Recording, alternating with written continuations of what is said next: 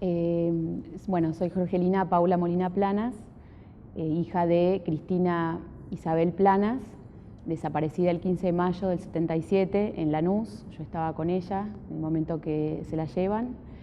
Y hija también de José María Molina, que fue fusilado en Catamarca, en Capilla del Rosario, el 12 de agosto del 74, cuando yo tenía 1 año. Se habían rendido y los fusilaron igual a él y a otros compañeros, de los cuales algunos sobrevivieron y me pudieron después contar cómo había sido ese momento. Y el momento del secuestro de mi mamá, yo estaba con ella en Lanús, en una casa que alquilaban en la calle Bullard. Había otras personas también militando junto con ellos. Bueno, mi mamá pertenecía al ERP, estaba militando hacía tiempo junto con mi papá.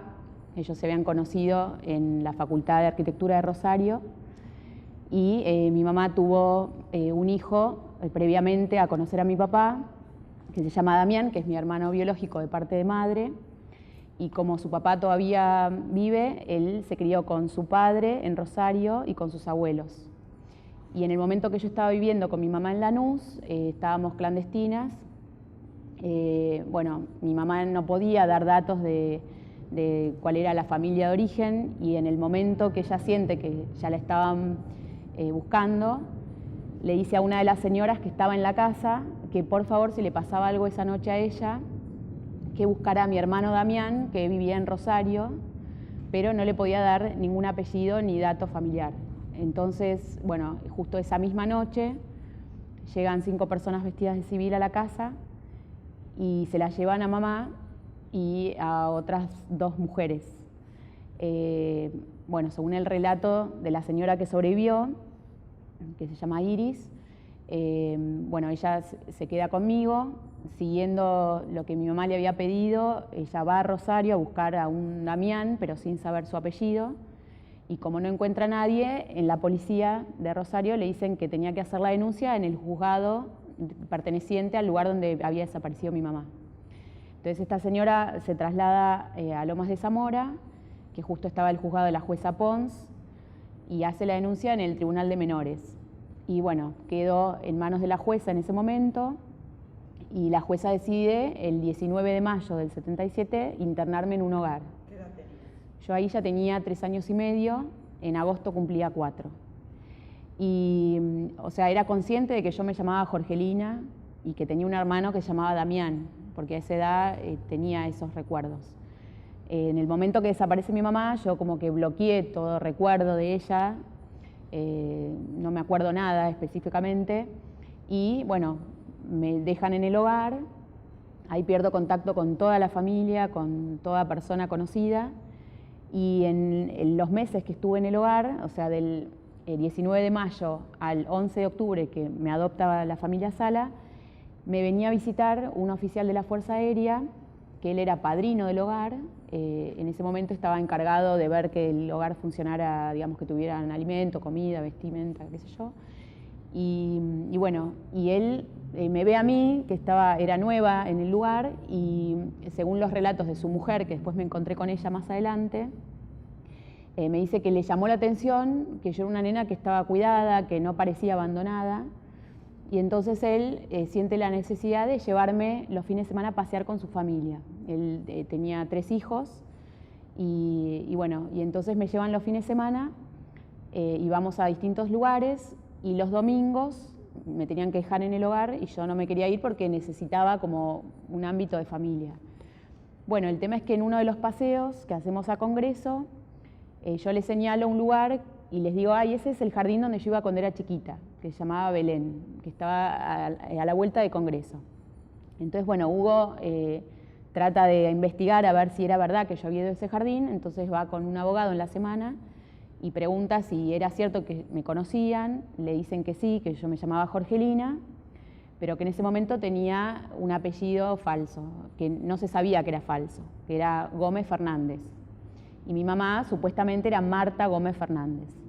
Entonces van a Rosario con esos datos, preguntan por la familia Gómez Fernández y bueno, estas personas le dicen, sí, somos nosotros, pero esta nena no es nuestra hija y esos documentos son falsos. Entonces ahí como que pierden el contacto para buscar a la familia de origen.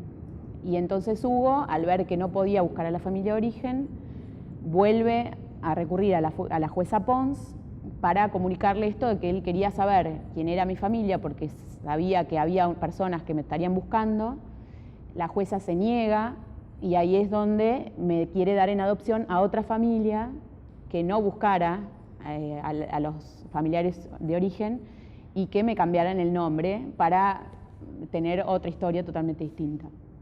Bueno, por los cuentos de Elsa, la mujer de Hugo, me dice que ellos no querían justamente adoptarme por eso, porque sabían que había una familia buscándome.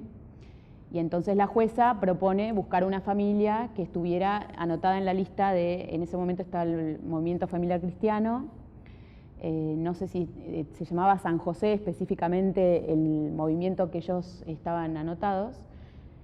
Como no podían tener hijos, bueno, los llaman a la lista y les dicen hay una nena de 3 años y medio que está en el hogar si la querían ir a buscar. Y bueno, y a partir de ese momento la familia Meissner los conocen, los quieren conocer justamente para ver en qué familia yo iba a estar y según bueno, unos papeles también que estaban en el juzgado de menores de Lomas de Zamora, bueno, decían que ellos me fueron a visitar para conocer también cómo era la familia, cómo estaba, y que lo primero que yo les dije fue, ya no me llamo más Jorgelina, ahora me dicen Carolina. Y que para ellos fue tan duro poder ver que yo me habían cambiado el nombre a los casi 4 años, que no me pudieron ir a visitar más porque les costaba muchísimo saber que se habían encariñado conmigo, yo también, y que no me podían ver porque era malo para mí y para ellos también. Entonces, a partir de ese momento yo pierdo el vínculo de la familia Meissner. Ellos como que, bueno, confían que la familia Sala iba a ser una familia que me iba a cuidar, pero no estaban de acuerdo con el cambio de nombre. Y bueno, a partir de ese momento la familia Sala toma, digamos, la adopción, pero como si fuera un corte en la historia, como que todo lo que había pasado antes no existía. Que yo no tenía hermano, no tenía padres que habían desaparecido, no tenía abuela, no tenía hermano, nada. Y entonces me crían, digamos, paso toda la primaria y la secundaria sin poder contarle a nadie que era adoptada ni que tenía padres desaparecidos.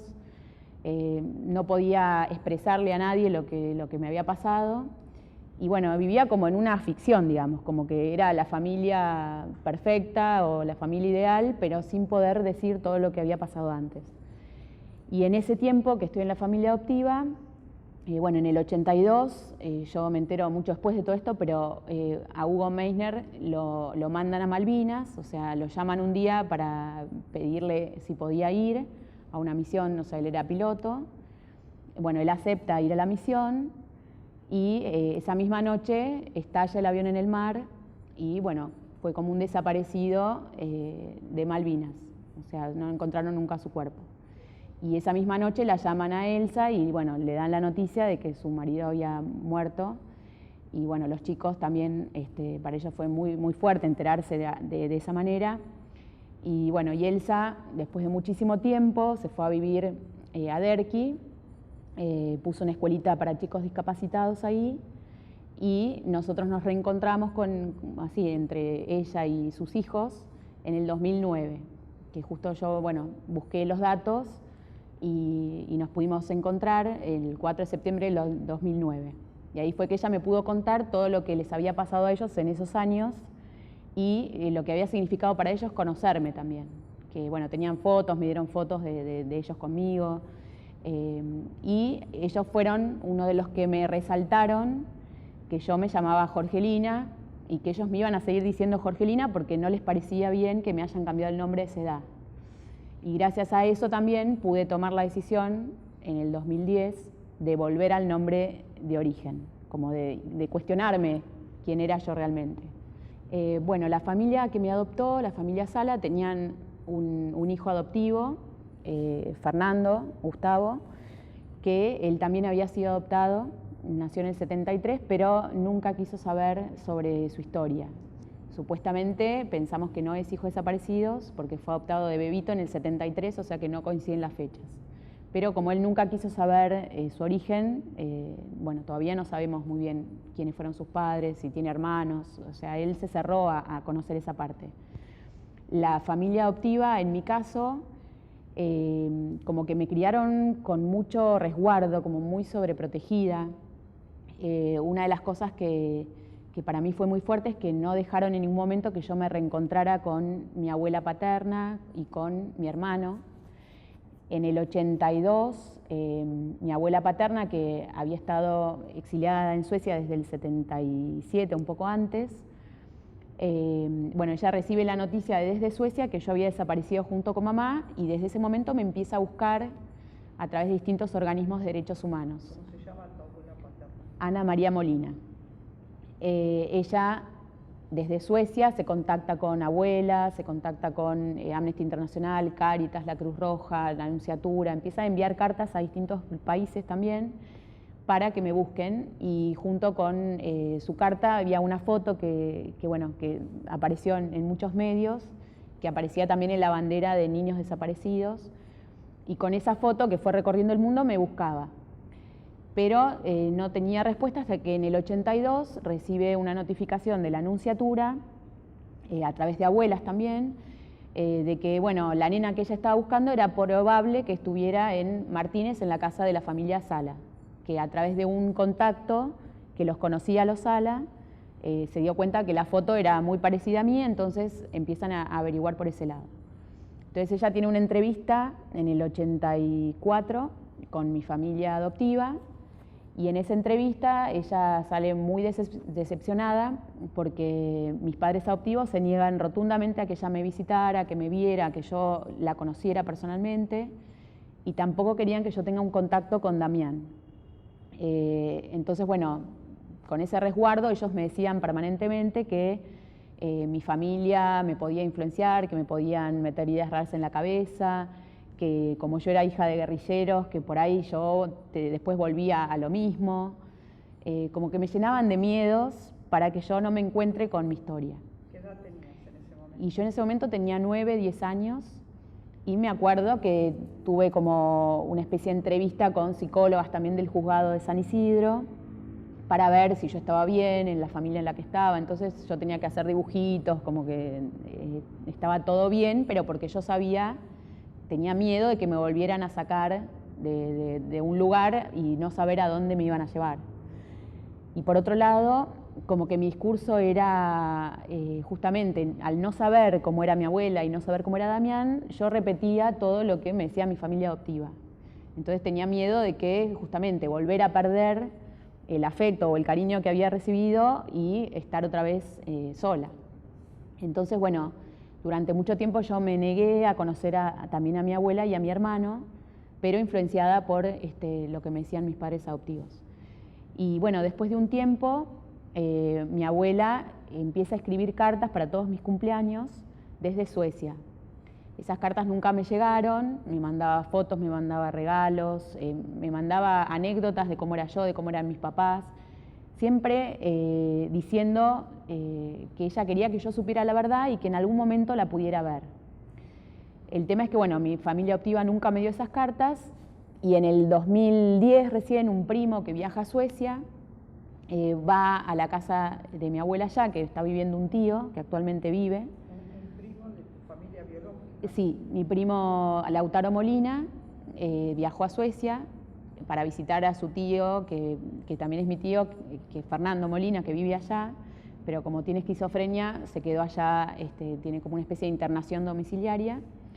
Y bueno, le pregunta si no tiene algo para darme, como algún recuerdo o algo para yo tener de mi papá, y le dice, mira, no tengo nada, pero fíjate en ese placar que está cerrado desde que murió la abuela en el 92, o sea, mi abuela Ana, a ver si encontrás algo. Y cuando abre el placar, encuentra una valija con todas las cartas que mi abuela me había mandado, pero eran los borradores, manuscritos, corregidos, tachados, con notas al pie, contando justamente todo lo que había sido para ella la búsqueda, y las cartas que me escribía a mí para mi cumpleaños, contándome un montón de cosas.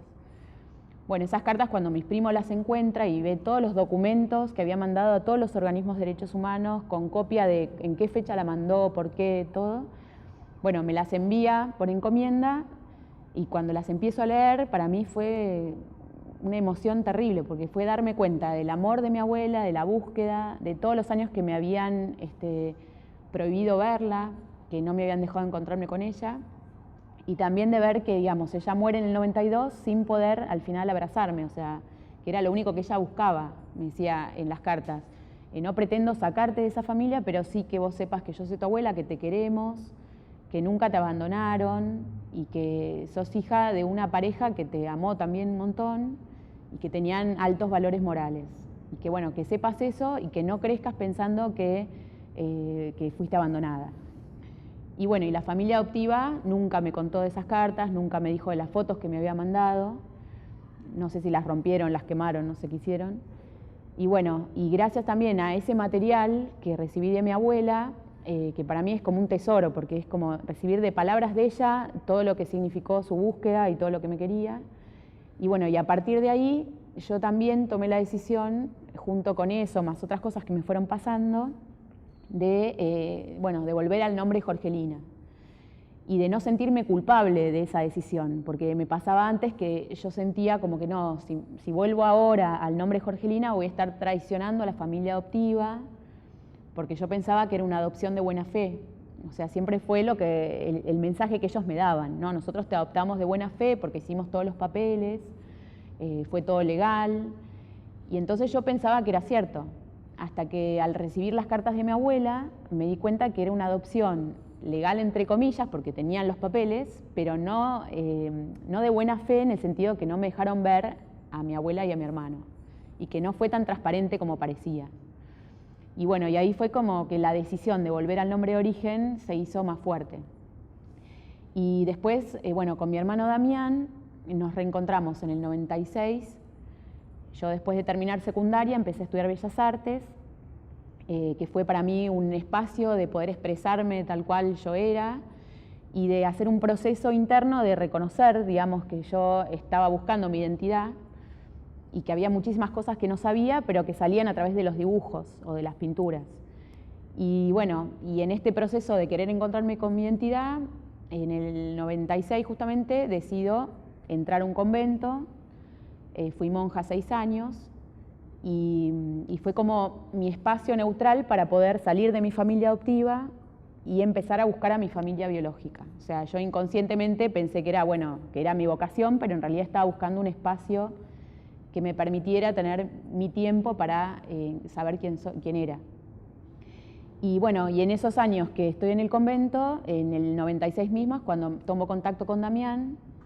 Le digo que lo quiero conocer, nos encontramos en un barrio que yo vivía en ese momento, que era Postulante, en Barrio Nuevo, y a partir de ese momento empiezo a conocer a todo el resto de la familia.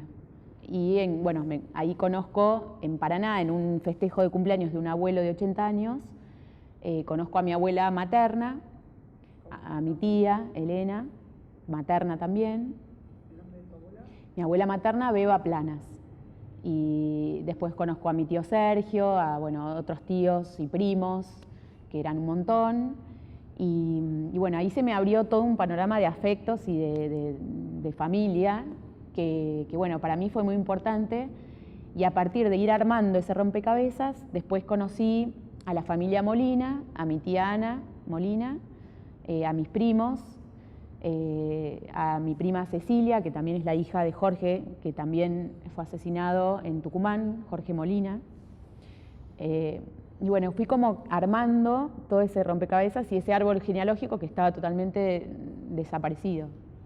Y bueno, una vez que tuve todas esas piezas más o menos armadas y que me sentí parte de la familia, después de esos 6 años de convento, tomé la decisión de salir del convento, porque también me di cuenta que quería formar una familia, que mi lugar era otro. Y ahí, al mes de salir del convento, lo conozco a Antonio, mi marido. Él también me ayudó mucho en el proceso de buscarme y de buscar información sobre mi identidad, porque como es abogado, me ayudó a reconocer cuáles eran mis derechos, a saber cómo también confrontar a mi familia adoptiva en muchas cosas legales que no estaban muy claras. Él es el que me empieza a contactar con la señora que me había tenido en el momento que desaparece mi mamá. Después me ayuda a contactarme con la familia Meissner, como que fui haciendo todos los pasos de reconstrucción y de volver a los lugares donde habían sucedido cada cosa, o sea, a volver a la casa de Lanús, volver al hogar, bueno, encontrarme con las imágenes que me habían quedado de la infancia. Y bueno, y todo eso como que fue armando la historia. Y a darme cuenta que sí, que esta era mi historia. Bueno, en mi caso yo no me hice el ADN, o sea, no fue necesario porque con todas estas piezas y fotos y todas cosas que me fueron dando, más el reconocimiento de cada una de las personas que me habían conocido de chiquita, bueno, yo realmente me sentí parte de la familia y ellos también. Y bueno, y otra cosa que fue importante es que mi abuela materna, Beba, tenía guardado mi documento de nacimiento como Jorgelina Paula Planas. Yo no tenía el apellido paterno todavía, porque papá estaba clandestino, entonces, bueno, justo lo matan antes de poder reconocerme. Y bueno, entonces con el documento original de nacimiento, ya también tenía como una prueba de que era la misma persona. Y en este momento que estoy haciendo los trámites de nulidad de la adopción para volver al nombre de origen, bueno, ese documento me va a ser muy útil, pero después voy a tener que hacer también un trámite de filiación paterna para probar que soy hija de José María Molina, que ahí ya va a ser otro trámite, que como están los restos de mi papá en Felicia, que fueron enterrados porque mi abuela lo reconoció cuando lo asesinaron, entonces, bueno, el trámite de filiación se hará exhumando los restos de mi papá, bueno, del cementerio de Felicia. Todavía no tengo hecho ni el DNI nuevo, ni me dio el juez todavía la aceptación de la nulidad de la adopción, que también es un tema para mí muy fuerte porque, digamos, muchos de los chicos que han sido apropiados y que se reconoció que habían sido apropiados por militares, como es un tema penal, enseguida tienen el DNI. En mi caso, aunque soy nieta restituida del 84, hace 2 años que estoy en trámite para que me den la nulidad de la adopción y sin embargo los jueces todavía no consideran que tengan las pruebas suficientes para hacer esa nulidad. Entonces hace 2 años que se estaban pasando la pelota de un juzgado a otro a ver quién se hacía cargo, y esto pertenece al juzgado de San Isidro, entonces también tiene que ver con bueno, mucha gente que estuvo implicada seguramente en ese momento. Y bueno, y yo soy consciente de que esto tal vez me va a llevar su tiempo, pero que vale la pena, más allá del esfuerzo que lleve después cambiar todos los nombres, también los apellidos de mis hijos. Tengo 3 hijos, Ignacio es el más grande, tiene 7, Camila tiene 5 y Juan Manuel tiene 1 año y medio. Y ellos están anotados con el apellido de mi marido, Castro, y Sala, que es el apellido adoptivo, porque yo todavía tenía ese documento cuando nacieron. Así que cuando me den el nuevo documento voy a tener que hacer todos los cambios de los chicos, de todos los títulos, de esto, el otro, los papeles, de todo, que sé que es un esfuerzo y es una de las cosas que en su momento me trabó o me hizo dudar de cambiar el nombre, pero sinceramente después de hacer todo el proceso interno me doy cuenta que más allá de que sea engorroso y de que lleve mucho tiempo hacerlo, que vale la pena también por mis hijos, para que ellos también sepan quiénes son, que ellos también tengan su identidad, que sepan quiénes fueron sus abuelos, o sea, que su historia sea la verdadera. Y que más allá de que no es fácil ese camino, bueno, poder, todo lo que pueda hacer yo antes de que ellos crezcan les va a servir a futuro para saber quiénes son ellos. Yo me encontré con muchas personas que conocieron a mi mamá, o sea, primero desde lo familiar, que era gente que la conoció de chiquita o en el periodo previo a la militancia. Que eso me ayudó mucho porque me empezaron a dar fotos de lo que tenían justamente de momentos previos. Era una persona muy alegre, todos me dicen que tenía una sonrisa muy especial, que era muy de ayudar a los demás, o sea, era muy buena alumna. Ella terminó la escuela normal como maestra en ese momento, se hacía el secundario, que era el magisterio, y bueno, había terminado antes justamente porque tenía muy buenas notas, y casi todas las compañeras me decían que una característica que era que ella los ayudaba siempre cuando a alguien le costaba matemática o cualquier materia que les costaba, ella se ofrecía a ayudar, a estudiar juntos.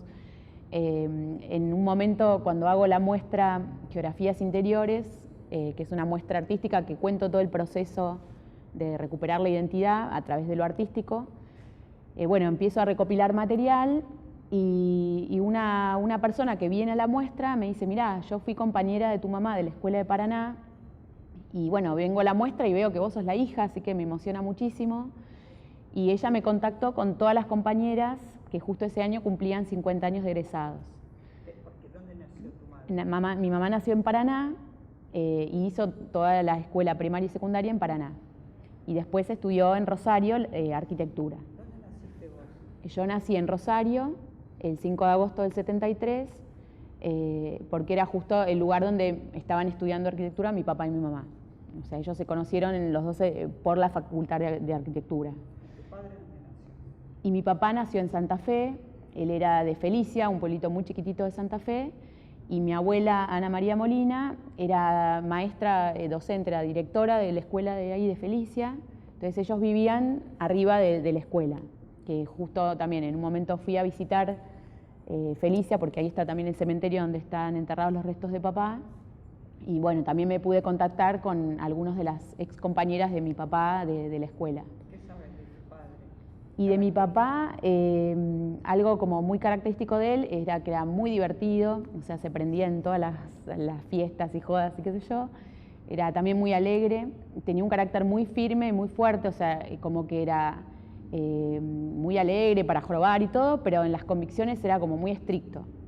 Mismo me han contado los ex compañeros de militancia que, digamos, él estaba a cargo en un momento de organizar el grupo de Capilla del Rosario y bueno, que tenían como una disciplina muy estricta y que ellos tenían que obedecer y bueno, y hacer todo lo que les decía, pero que era como eso, como que tenía convicciones muy fuertes y bueno, que no, como que no se corría muy fácilmente de una postura o de una idea. Y que bueno, yo soy bastante también parecida por ahí como cabeza dura o que bueno, de repente se me pone algo en la cabeza y sigo para ahí. Y bueno, y después, bueno, que los dos eran como muy amigueros. Bueno, mi papá había trabajado también en el puerto, que levantaba bolsas muy pesadas, después en un silo también. Como que bueno, era así muy campechano, le gustaba estar con los trabajadores, ayudar a la gente. Bueno, y todo eso fueron piecitas que para mí eran como perlitas que me iban contando de gente que los conoció más de cerca. Y bueno, me ayudaron a armar también un poco cómo eran ellos, no solamente en la familia, que fue una parte que me contaron, sino también después conocerlos en el ámbito de militancia. ¿Supiste algo sobre algún centro clandestino o dónde pudo haber estado tu madre? Bueno, ese es un tema pendiente que tengo, es saber más sobre qué pasó con mi mamá desde que desapareció el 15 de mayo del 77. O sea, no tengo ningún dato de que nadie la haya visto, de que nadie sepa en qué centro clandestino estuvo. Mi deseo profundo en este momento es poder saber, aunque sea si podemos encontrar sus restos o no, tal vez fue tirada al mar o al río. O sea, yo tengo una intuición muy fuerte, tengo como algo con el río, que todo el tiempo me hace como preguntarme si la habrán tirado al río o no. Pero me gustaría saber en qué centro clandestino estuvo justamente para empezar a atar cabos, a ver qué pasó con ella, dónde la pueden haber llevado. En un principio la señora que estuvo conmigo, que fue la única que quedó de la casa donde desaparecen los demás, me dijo que su recuerdo es que una de las personas que entró vestida de civil era Astiz y que otro era Colores, pero en el equipo de antropología forense me dijeron que era muy raro que estas dos fuerzas actuaran juntas, porque uno era de la Marina y el otro del Ejército, y entonces como que no había pruebas de que fuera real el testimonio, y entonces por eso también era como que desorientado un poco porque no se sabía por dónde buscar. Y al mismo tiempo hubo una persona que dio un testimonio de que la había visto a mi mamá en la cacha, pero se dice que tampoco fue verdadero ese testimonio, entonces como que no sé por dónde buscar. Y actualmente traté de contactarme con algunos de los ex compañeros de militancia para ver si alguno, a través de algún testimonio, me puede dar alguna pista de por dónde buscar o si hay alguien bueno, que la haya visto en algún momento, tal vez no por el nombre, pero sí por alguna foto, bueno, que lo pueda reconocer. Y bueno, y en este momento como que mi fuerza está puesta un poco en eso, en investigar a ver a dónde la pueden haber llevado. ¿Cómo es tu Hoy soy artista plástica, soy mamá, que para mí eso bueno, ocupa como el centro de mi vida en este momento. Bueno, tengo 3 hijos que obviamente como son chiquitos me llevan muchísima energía y mucho tiempo, entonces como que quiero dedicarles también a ellos ese tiempo de madre, digamos, que tal vez no tuve yo con mi mamá, que bueno, me hubiera gustado tenerlo. Y entonces siento que, bueno, parte de mi militancia, como algunos me preguntan si yo milito en algún partido o algo, no soy militante de ningún partido político, pero siento que mi militancia pasa un poco por ahí, por ocuparme de mis hijos, de que tengan ciertos valores, de que sepan quiénes son. Y bueno, y después a nivel artístico, también siento como parte de una misión, digamos, personal, el que mi obra pueda ayudar a otros a encontrarse también con su identidad. O sea, más allá de que soy hija de desaparecidos, siento que, digamos, toda persona que esté buscando su identidad o que se pregunte sobre su identidad o tenga que hacer un proceso de búsqueda, que pueda sentirse reflejado, que pueda cuestionarse a través de lo artístico. Tal vez no desde un mensaje panfletario o político o muy directo, sino más bien desde otro lugar, más sensible tal vez, pero que toca lo humano y que siento que eso es lo universal, digamos, lo que le puede tocar a cualquiera que vea la muestra o que vea algo que le llame la atención. Y también, sobre todo, que a nivel humano, como que todos nos preguntamos cuál es nuestro origen, de dónde venimos, quiénes somos. Y entonces que desde ese lugar también poder construir, digamos, hacia adelante un futuro, pero con raíces sólidas, sabiendo quién uno es. Y después, también a nivel plástico, como que yo siento que pasé por muchos procesos, probé un montón de técnicas, un montón o sea, pasé por el dibujo, la pintura, el grabado. Y bueno, y en esas técnicas que fui buscando, encontré muchas similitudes con los trabajos de mi mamá. Por ejemplo, mi primer grabado en Bellas Artes fueron 2 manos y un grabado que tenía mi abuela en su casa eran 2 manos hechas por mi mamá con la misma técnica, también con grabado. Y bueno, y cuando lo vi realmente me emocionó muchísimo y por eso en la muestra los pongo juntos para que se vea esa coincidencia. Se llama interconexión. Y después hay unas tarjetas que yo hice con plasticola, estando también en Bellas Artes, como probando distintos materiales. Y después Damián me dio unas tarjetas que había hecho mamá cuando éramos chiquitos, que también estaban hechas con plasticola, pero que son casi con los mismos colores, como el mismo gesto, digamos, que también están expuestas juntas. Y después otras tarjetas que se las mandé a mi abuela para Navidad, a mi abuela materna, que eran unas tarjetas que yo había hecho en base a unos tarjetones que encontré en el convento, que estaban sin usar, que eran como hojas borrador, y copié unos dibujos de una Biblia, que era una Biblia popular, que en ese momento estaba como prohibida, entre comillas, porque era medio tercermundista. Y entonces, bueno, me gustaron los dibujos y hice unas tarjetas de Navidad con esos dibujos y les puse la cita textual de Lucas, que era el texto del que había escrito en ese momento. Y bueno, mi abuela cuando recibe estas tarjetas de Navidad me manda unas de mi mamá, que había escrito estando en la cárcel en Trelew en el 72, que estaban hechas con la misma Biblia, con el mismo trazo de marcador, los mismos colores, el mismo tamaño de tarjeta y la cita de Lucas, pero en vez de los misterios gloriosos que había hecho yo, ella con los misterios dolorosos. Y bueno, para mí fue como, no sé, eso me choqueó un montón porque era como un calco, o sea, ¿y por qué justo elegí esa Biblia para dibujar? ¿Por qué elegí esos dibujos? Bueno, fue como una coincidencia muy fuerte. Y entonces todas esas piezas las fui como poniendo como parte de la muestra para mostrar justamente esta cosa de que llevamos en los genes cierta información que no sabemos por qué, pero que está y que no se borra, eso no se va. Y mis hijos también tienen como toda una inquietud artística muy fuerte. Ignacio, por ejemplo, teniendo 7 años, hace unas caricaturas así como muy expresivas, y también muy definido, digamos, en que le gusta hacer caricaturas, o sea, dibuja y dibuja y dibuja. Y Camila, la de 5, hace pinturas abstractas, rarísimas, con un montón de colores, o sea que también, o sea, no es que yo le dije tenés que hacer esto, sino que le sale espontáneamente.